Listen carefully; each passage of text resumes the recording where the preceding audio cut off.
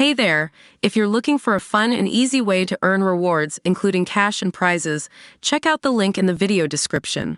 Donald Trump has been found guilty on all 34 counts of falsifying business records as part of a conspiracy to corruptly influence the 2016 presidential election, marking the first-ever criminal conviction of an American president, who will now campaign once again for the White House as a convicted felon in fraud.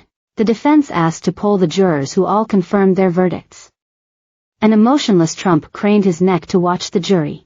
The former president, who refused to testify in his own defense, could be sentenced to up to 4 years in jail and faces thousands of dollars in fines. His so-called hush money trial in New York marked the first-ever criminal proceedings of a current or former American president. If elected, he will be the first president to serve as a convicted felon. A jury in Manhattan deliberated for nearly 12 hours before returning a unanimous verdict to New York Justice Juan Merchan on Thursday. He will be sentenced at a later date. The verdict followed 17 days of witness testimony over nearly 6 weeks in a courtroom drama that scrutinized his alleged affairs and the power and influence he wielded to cover them up as he successfully campaigned for the White House. Deliberations began on May 29 after 22 witnesses outlined the evidence in Trump's months-long scheme to keep news of his sex scandals away from voters in the weeks before Election Day in 2016. Less than 1 month before he was elected to the presidency, Trump directed his former attorney Michael Cohen to pay $130,000 in hush money to adult film star Stormy Daniels, whose story about having sex with Trump in 2006 threatened to derail his campaign 10 years later.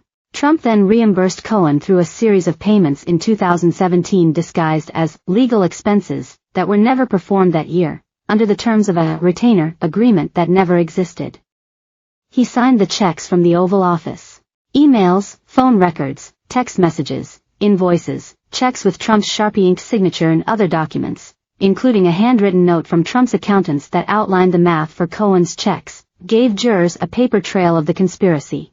Jurors heard testimony from former National Enquirer publisher David Pecker, who promised to be the campaign's eyes and ears by using his tabloid to catch and kill stories about Trump's alleged affairs that he never intended to publish. He spent roughly $180,000 purchasing 2 scandalous stories but refused to spend more by getting involved with Daniels. Trump's former White House aide Hope Hicks, who testified to the campaign's damage control after the release of the Access Hollywood tape, told jurors that Trump did not want the story from Daniels to come out before Election Day.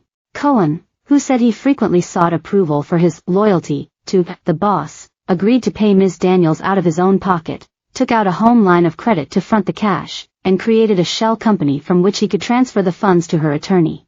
Trump and Ms. Daniels also signed a non-disclosure agreement that blocked her from taking her story public, and her damning testimony in his criminal trial detailed exactly what Trump sought to keep secret, according to prosecutors.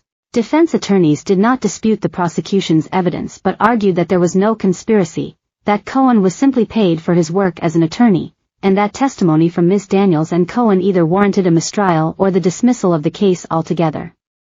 Both efforts were denied. The prosecution's case took roughly 5 weeks.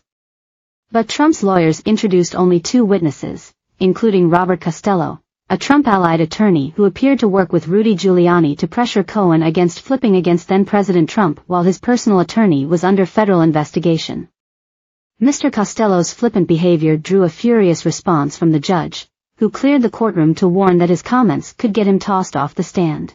The 15th floor of the courthouse on Center Street has become an extension of Mr. Trump's 2024 campaign. He delivered rambling remarks to reporters in the hallway each day of the trial, and his attorneys drew out flattering depictions of the former president and his business in witness testimony and in their opening and closing statements to jurors. A trial gag order that blocked him from publicly attacking WITN.